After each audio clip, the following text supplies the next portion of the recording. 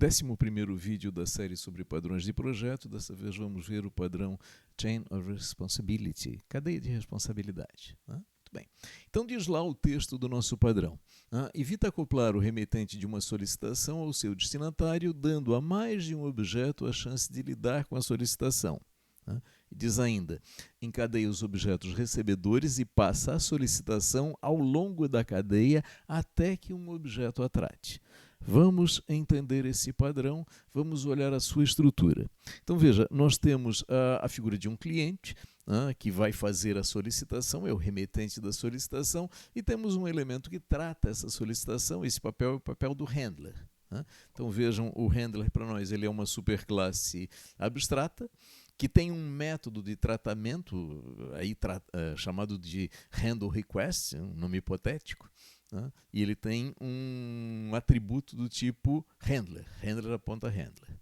Agora vejam, nós temos então uma superclasse concreta que define um método de tratamento, uma superclasse abstrata que define um método de tratamento abstrato, e temos implementações concretas que fazem o quê? Sobrescrevem esse método abstrato com implementações concretas. Então, 3 handlers, handler concreto 1, 2, 3, aliás, subclasses, cada um com um algoritmo próprio para o método handle request.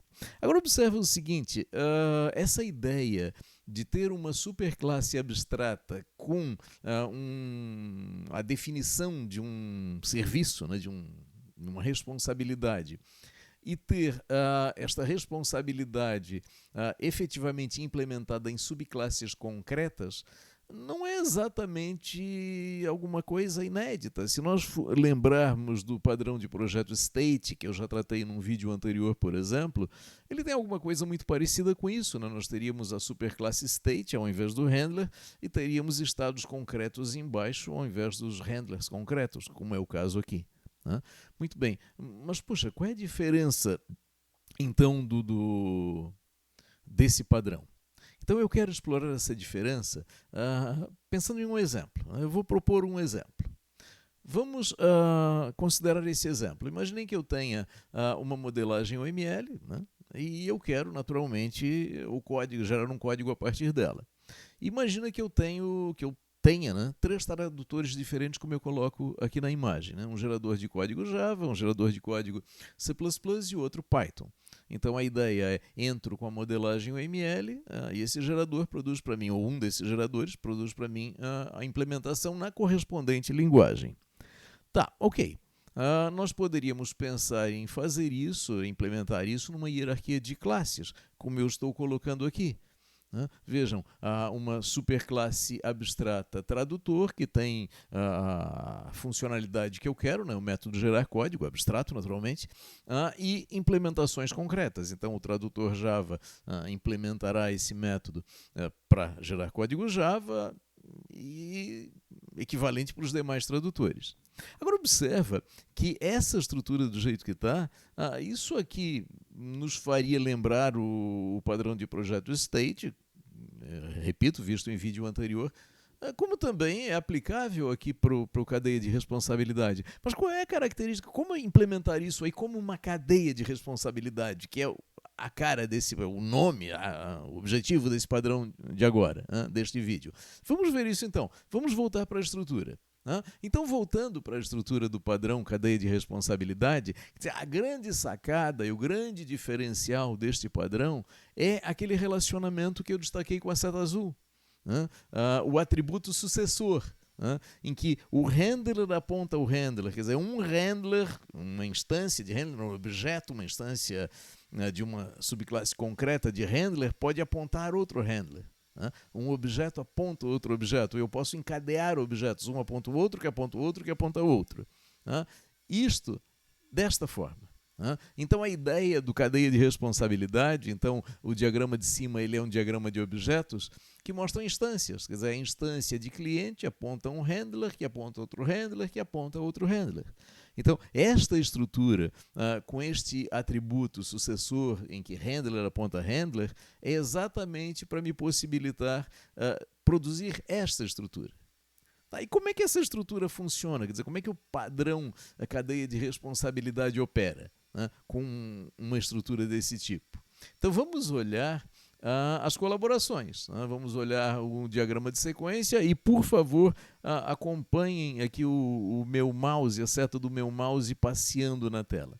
Então vejam o seguinte, no início, porque o cliente está executando algum procedimento, que eu estou abstraindo aqui na mensagem 1, ele invoca do handler que ele aponta o método de tratamento. Então o cliente invoca aqui do handler 1, handle request. Muito bem. Quando o handler vai executar esse método, o que ele faz? Primeira coisa que ele avalia vejam a condição, é minha responsabilidade? Quer dizer, quem deve tratar esta solicitação sou eu?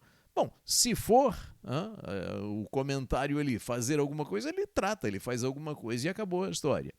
Mas a opção else, não é responsabilidade aqui do handler 1, essa solicitação. O que ele faz? Aí ele avalia, eu tenho um sucessor, quer dizer, eu aponto outro handler? Se não, acabou aqui. Se sim, ele faz o quê? Veja aqui a mensagem, a próxima mensagem, aqui o meu mouse passeando, handle request, o handler 1 invoca o método handle request do handler 2. O que é que o handler 2 vai fazer? A mesma coisa, ele avalia, é minha responsabilidade? Se for, eu trato. Se não for, else, aqui embaixo, else, eu tenho um sucessor, quer dizer, eu aponto outro handler? Se sim, eu repasso a invocação, se não, para por aqui. Muito bem, e aí o terceiro handler recebe a invocação. Aqui está, handle request. O que ele faz? Mesma coisa. É minha responsabilidade? Se for, eu trato. Não é minha responsabilidade? Eu tenho um sucessor? Se eu tiver, eu repasso. Se eu não tiver, acabou aqui o encadeamento da passagem de responsabilidade. Ok? Então, essa é a ideia. Eu tenho vários tratadores, vários objetos que executam uma determinada responsabilidade encadeados. A solicitação chega a um deles, aí ele avalia, é minha responsabilidade, se for eu trato, se não for eu passo para frente. O próximo, é minha responsabilidade? Não, se não for eu passo para frente. Até o final da cadeia. Chega no final da cadeia, é minha responsabilidade? Não, mas eu não tenho sucessor. Bom, então parou por aqui. Então observe o seguinte, vamos voltar para o nosso exemplo. Nosso exemplo é o quê? Eu tenho a minha modelagem OML, eu preciso de geradores para linguagens específicas, Java, C++, Python. Eu vou implementar isso como uma hierarquia de herança, como eu já tinha mostrado antes, mas observa que agora eu tenho um diagrama diferente. Agora eu tenho lá na superclasse tradutor, ela tem o atributo sucessor, do tipo tradutor, tradutor aponta tradutor, e o meu método gerar código, agora ele tem dois parâmetros. O primeiro parâmetro é a modelagem, quer dizer, o endereço onde está esse arquivo com a modelagem OML. Aí o segundo parâmetro, qual linguagem eu quero, a identificação da linguagem. Então vejam isso agora no diagrama de objetos de baixo. Eu tenho o cliente que aponta um tradutor Java, que aponta um tradutor C++, que aponta um tradutor Python.